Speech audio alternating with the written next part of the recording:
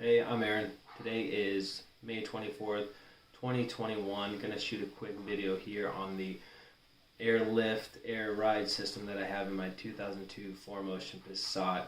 Basically making the video to document a few aspects on the kit. I'm gonna be removing it in the next day or so to return it to a more stock style, because I plan on selling the car here in the next couple of months once I finish my other build that's in the garage.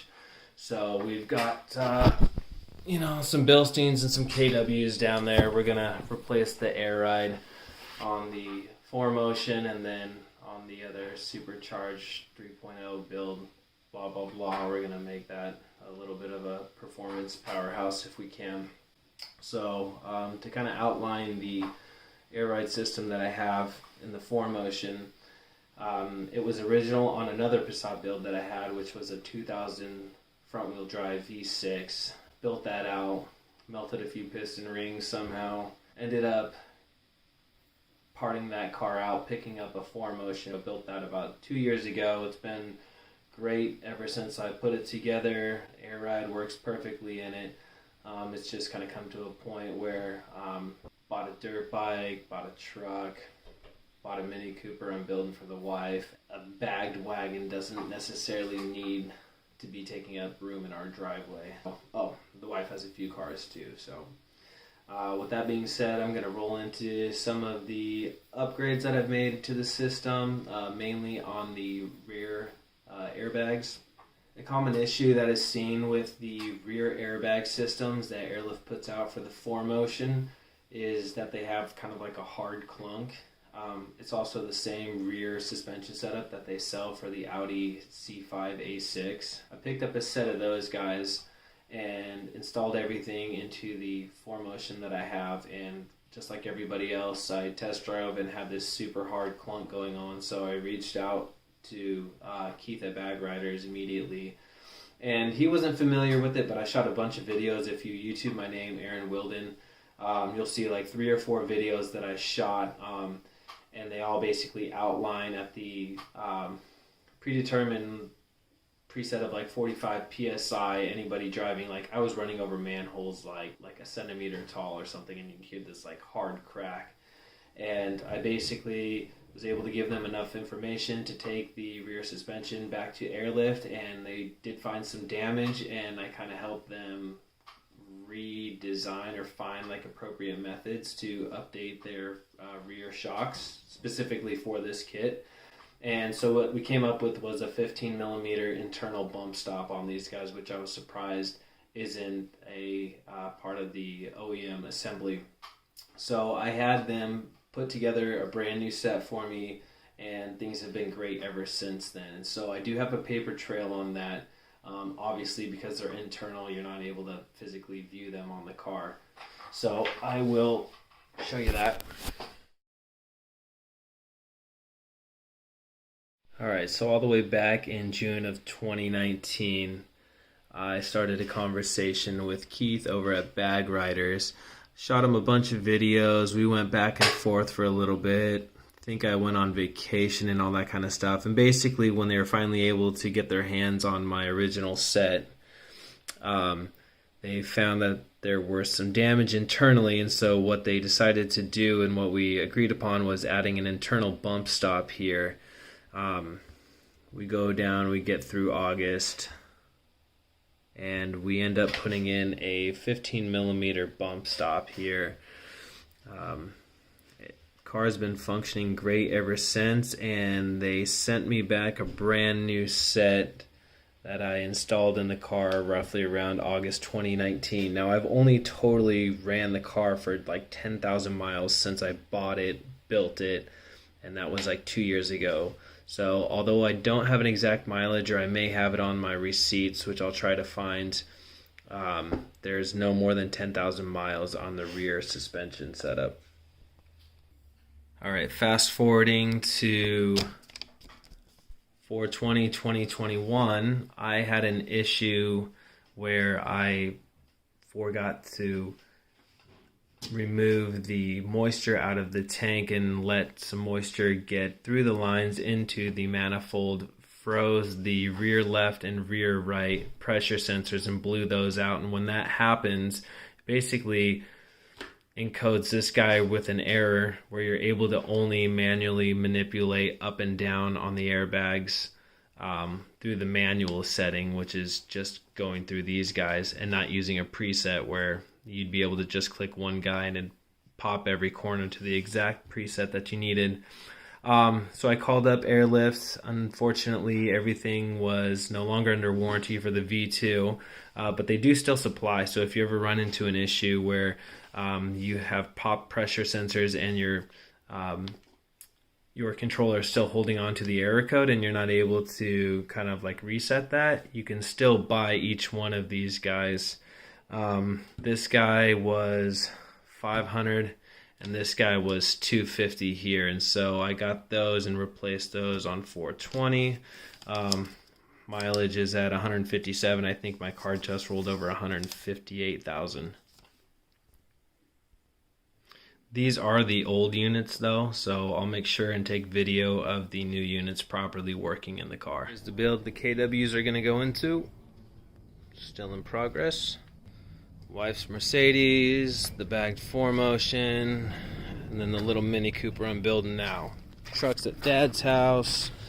So we've got our hands full, and unfortunately this will probably return to a close to stock situation and send it off this coming summer.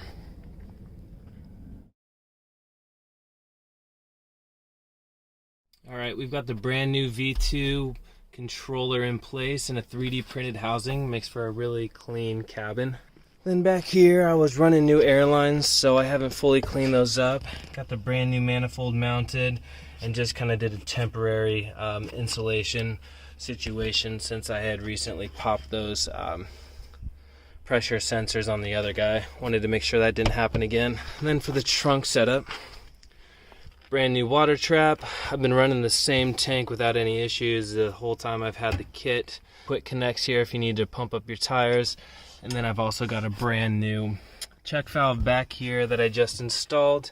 Can't really see it right behind there. Single 440 compressor. I just swapped that one out as well. So right now the tank is depleted. I did that before I went on vacation.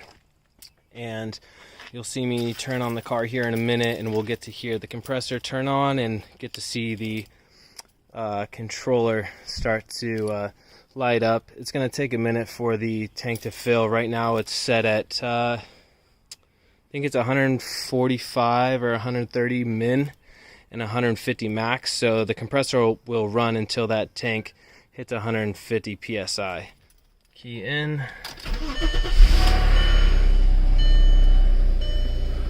Car sounds a little crummy right now since I just came back from vacation and oil hasn't been circulating. Here's the current tank pressure. You'll see it start to rise. So this is my front left, my front right, my rear left, and my rear right. And right now it's in manual mode, so I can go down, up on either one of those to manually control. And then if you toggle out of that, it goes into the presets where this one's rise on start. This one is then 2, 3, 4, 5, 6, 7, 8 all the way through.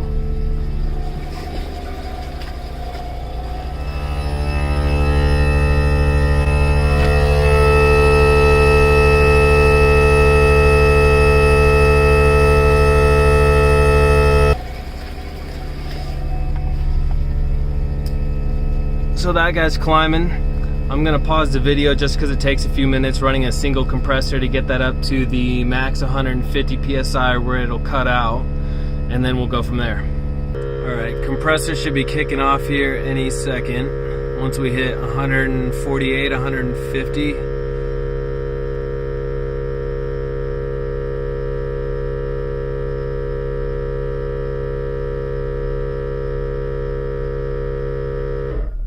There we go. And since I was on vacation, there was like a little air that bled out. I'm just gonna pump up a little bit.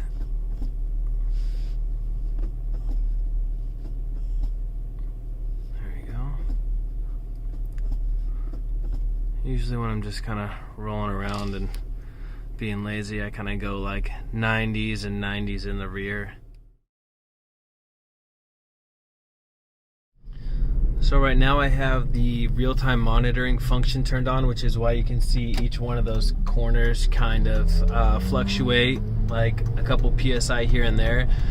Basically that's how you know it's in that function state, and if one of those bags, say, pops a hole or one of the airlines is leaking, the system will compensate and will refill the bag as needed if you're like losing pressure. It's just kind of like a safety system in it. So when you have that on, you see it fluctuate, not stay at like a hard like 90 PSI or something.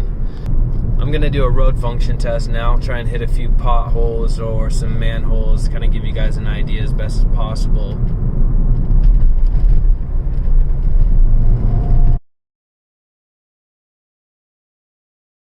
So this is the car at about 90 PSI in the rear and 90 in the front. Nice chunky speed bumps that we won't have any problem going over whatsoever. That is the beauty of AIRRIDE.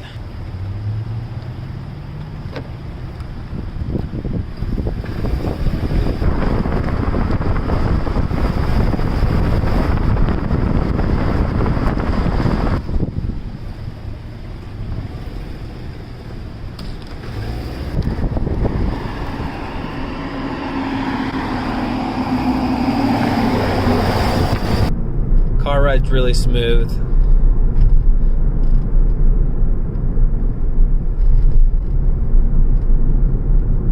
Trying to hit any road anomalies I see. Try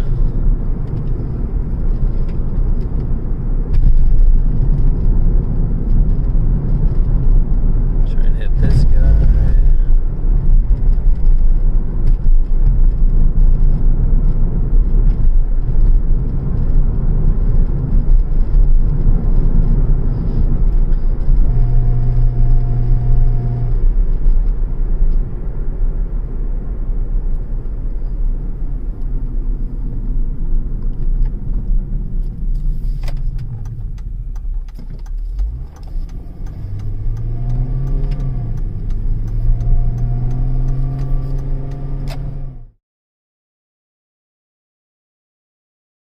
Alright, we're back in the driveway. I'm going to run through the controller here really quick. Right now we're in the preset mode, so each one of these guys, 1, 2, 3, 4, 5, 6, 7, 8 is a preset. This guy here is a rise on start, so if you were to hold this guy down right now, then it would flash and you'd be able to go in and manually increase or decrease the current pressure, and then hold these two guys down, and that would solidify your preset here.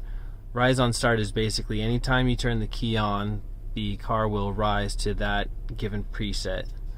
And then you can also go through, so some will do like a low, moderate, you know, street, highway, and then like an off-roading type thing. If I hold both 1 and 5 down, it takes me into my manual mode where I can increase or decrease pressure. Still shows the pressure in the tank. And if I hold these guys down for like 10 seconds, goes into my settings basically, so I can do like a tank adjustment, calibration, backlight, presets, so you can go and control them there, or this down arrow here, you go to the rest, you can do a compression test. Here you can go to the compressor time, since I just put in like a brand new module and the manifold here. If I press on 6, that compressor time is going to be, yeah, like 2 hours on here. Back out of that guy, rise on start right here, and then you can also change the display whether it reads PSI or in bar. So if I back out of that, I usually keep the color kind of consistent with the blue that's in the Volkswagen. So you guys have seen it at 90 PSI. I'm gonna drop it all the way down to the ground just so you can kind of see where I'm at. I can't lay frame here just because I haven't notched anything out, and I'm also running some fairly like wide wheels. I think I'm running 10-inch wide all around, and then like the sidewall basically runs into the fender on all of them. With a little modification, you can definitely lay frame. So you can hear each one of those guys working.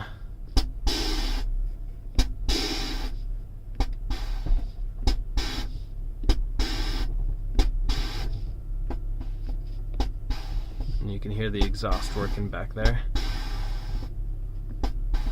So I'm probably already fender to tire right now.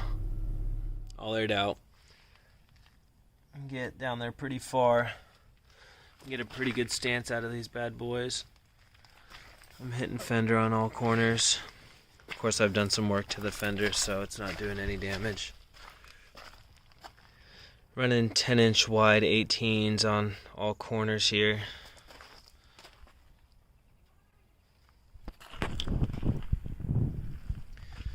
She looked good, she looked good.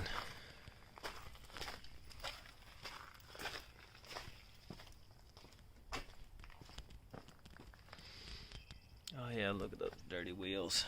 Look at them.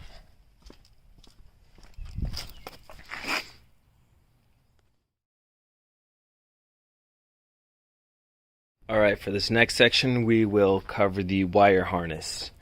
So we start off here with the negative and the positive battery connections are the only ones on the harness that have the eyelet connectors. The positive is exposed so that we have a 30 amp fuse in here, and then they both marry back up so that they can crawl through the ECU box, which is how I have it going.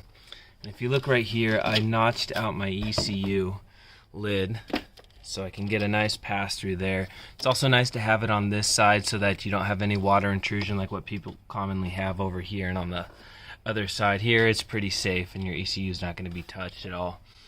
The other thing I have done is spliced in some quick connects here so that way I can disconnect the wires here and pull the whole system through the firewall, obviously leaving the little fuse box and the rest of the trailing battery connection outside, because it'd be a pain in the ass to try and pull this through the fuse box.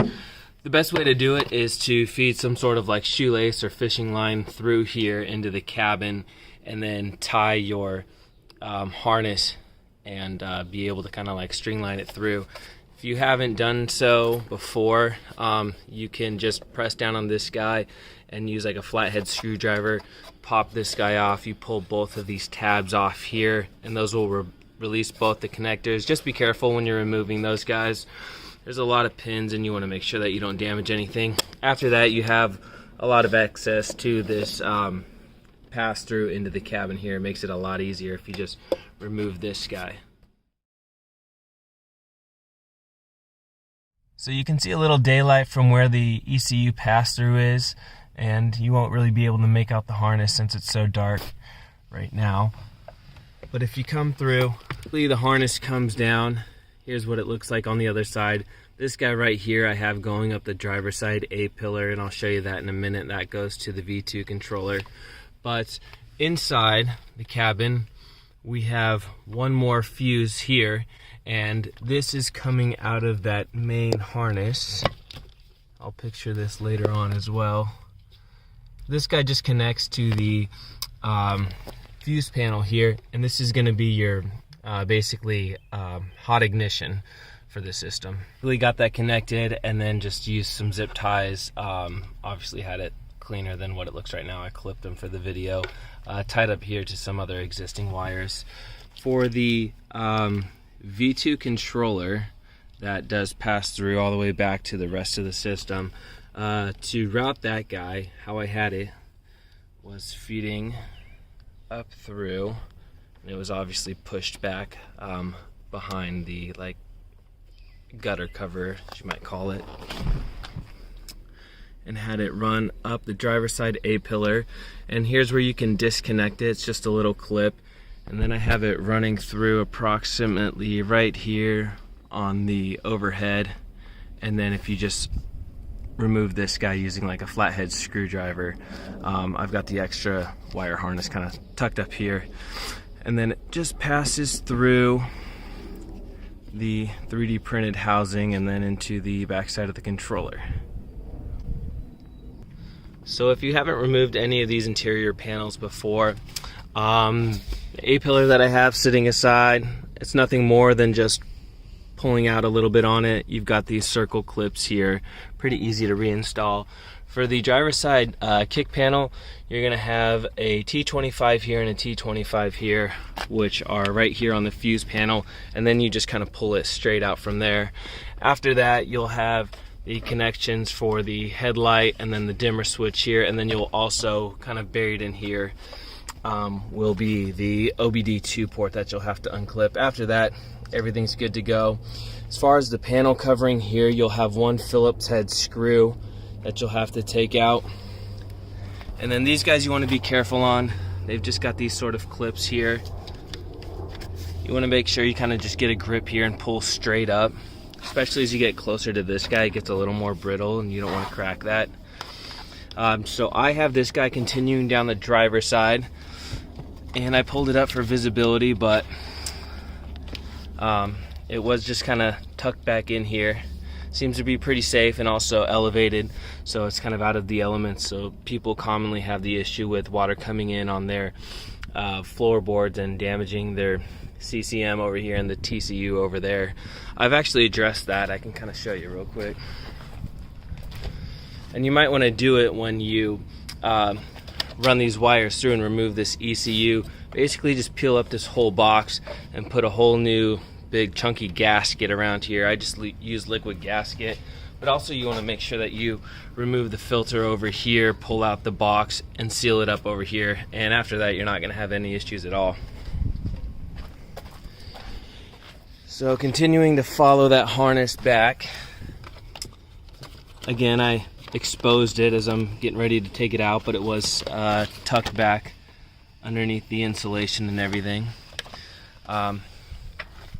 Moving to this back section, you're gonna have, it's like a T20 down here. This piece of plastic is actually also connected to this guy that runs up the C pillar as well. So you're gonna have a connector, sorry, not a connector, but I think it's like a T20 as well right here. And then a T20 down here as well. I kind of just took a soldering gun and melted those guys together, so I wouldn't have to deal with that. But before you can expose those two, you're gonna have your kind of like rear quarter piece in the way for the seat belt. That's a 17 mil. Once you get that guy out, you can just pull on the top, and then this bottom piece here will come unclipped out of here. And so that's how I have this guy tucked. Runs through, and then it just runs underneath the butt cushion back here. There's plenty of slack, which is really nice.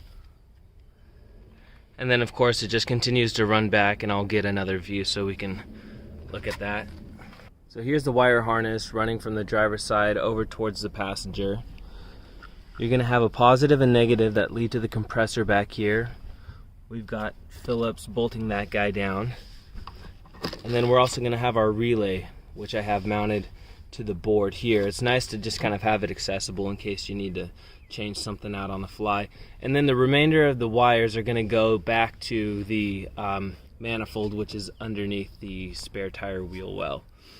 It's really nice to have this whole system on this board that you see, because I use this wagon a good amount to tote the dogs around, throw cement bags in it, all that kind of stuff. So usually people are trying to make these kind of cars into show cars or whatever, and they don't like to have all this like loose wiring and hose around. But for me, I really liked it because when I go camping and I want to lay the seats down and all that kind of stuff, I can literally just pick it up and move it however I want to.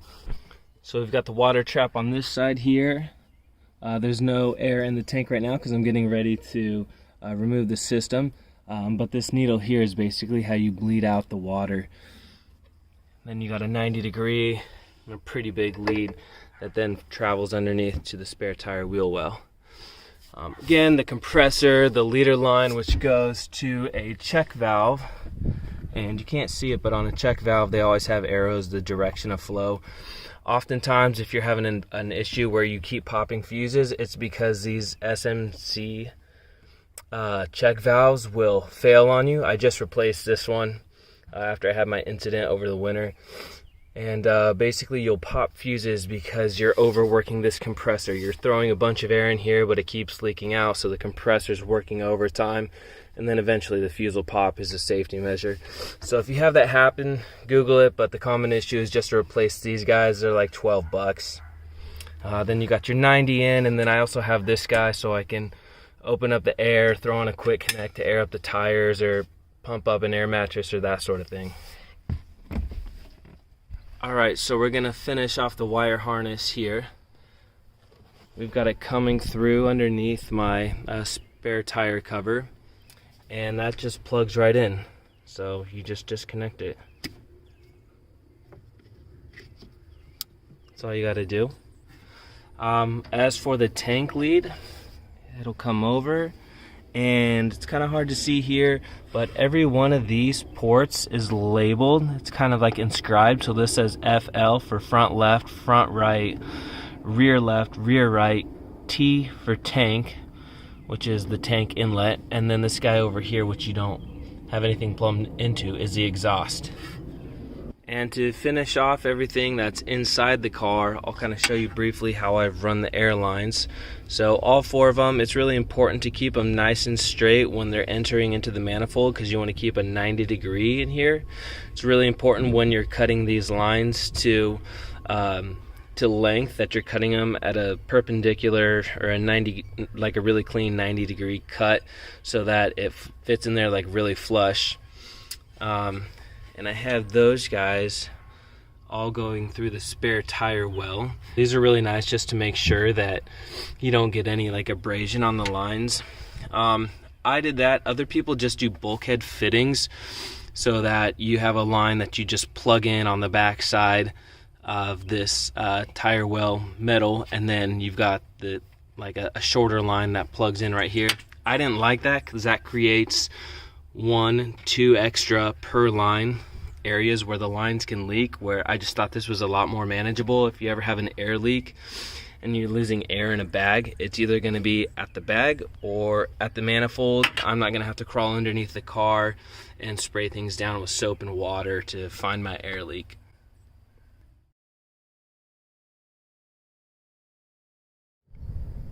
Okay, here's our first look at the rear suspension. I'm on the passenger side. We have our assembly here.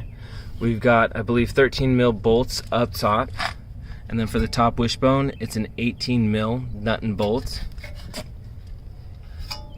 On the lower strut mount, it's an 18 mil nut and bolt going through. And then if we move over here, for the control arm, we've got an 18 mil nut and bolt as well.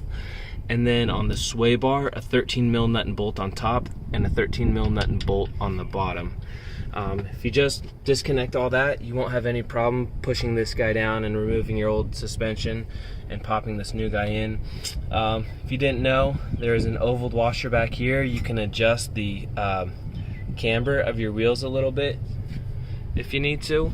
So that's kind of the basics on how to remove the assembly, but I'm also going to go over a few other things for the rear airbags. Alright, first of all, on the assembly itself, this is a viewing window here, and per airlift instructions, you should be able to see threading all the way through from top to bottom in this viewport. You've got a few of them around here. That's what those are for.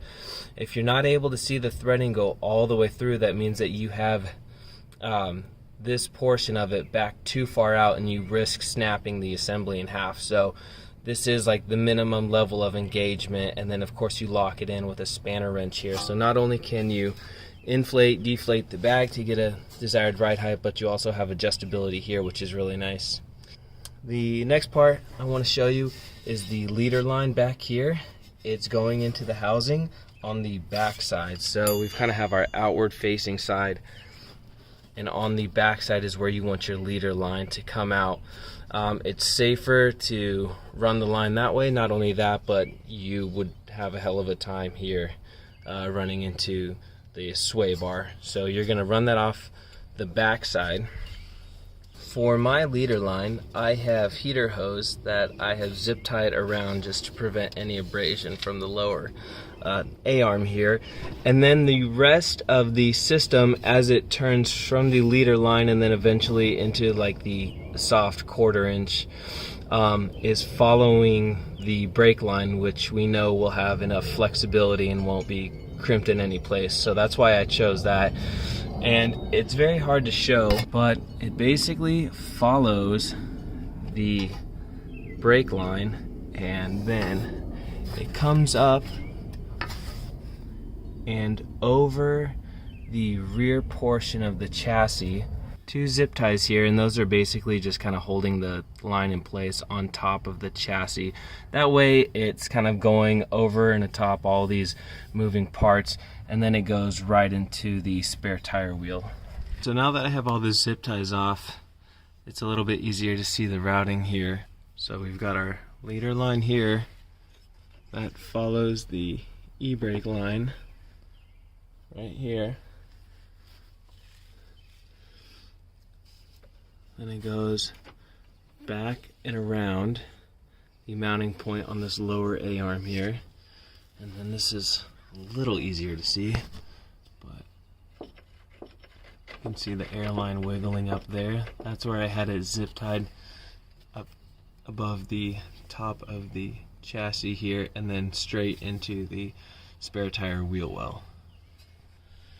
And if you can do all of this and have a spare jack with you to kind of support underneath the lower A-arm here, makes it a lot easier to relieve some pressure, and then you can just kind of like pull all the bolts out.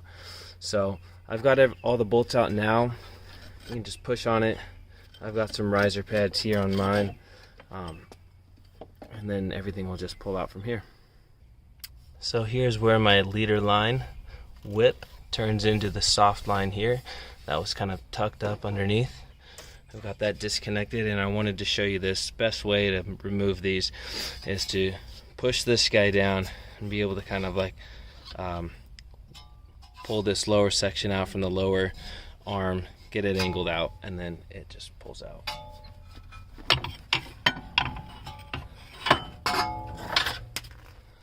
Just like that. On the passenger side rear airbag, here's that window I was talking about earlier. You want to make sure that you see all the threading all the way through. Yeah, this is also the Audi A6, the C5 A6 part number as well. I believe that's a 14 mil on that leader line there.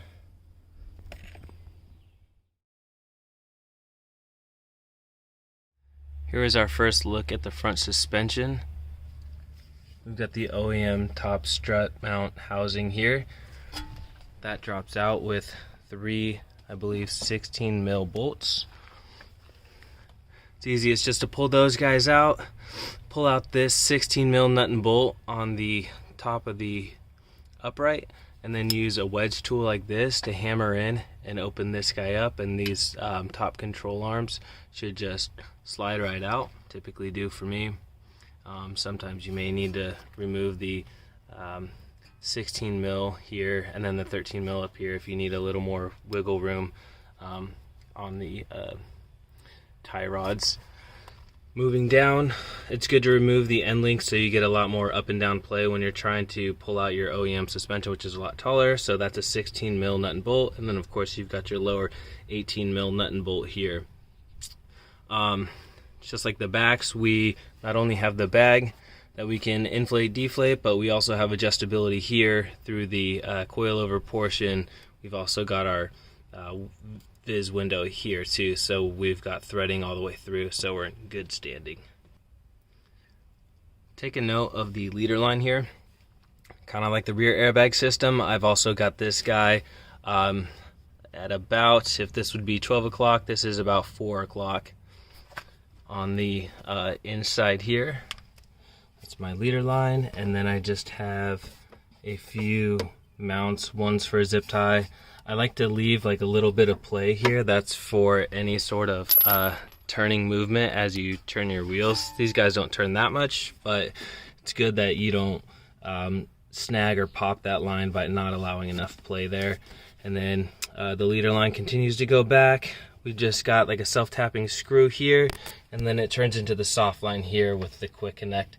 So if you don't know how to disconnect these guys, you actually pull it in like so, and then you pull the line out. Hard to do with one hand. So if you follow this line back, we can just follow brake lines, snake them all the way back using zip ties to kind of latch them together, and then go into the spare tire housing. Alright, so here we have our driver front bag out. The bag's in really good condition. No cracking.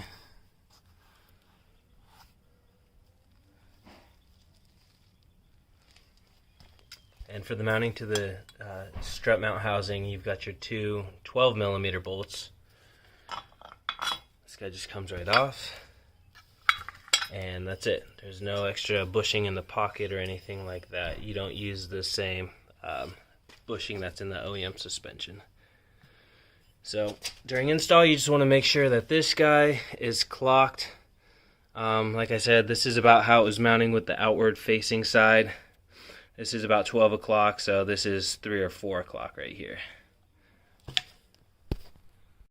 So I'm swapping the Bilsteins in now, but I'm going to show you one other tip when you're putting in your air ride to get these guys seated properly and without as much hassle. You want to try and line up this knuckle as best as you can.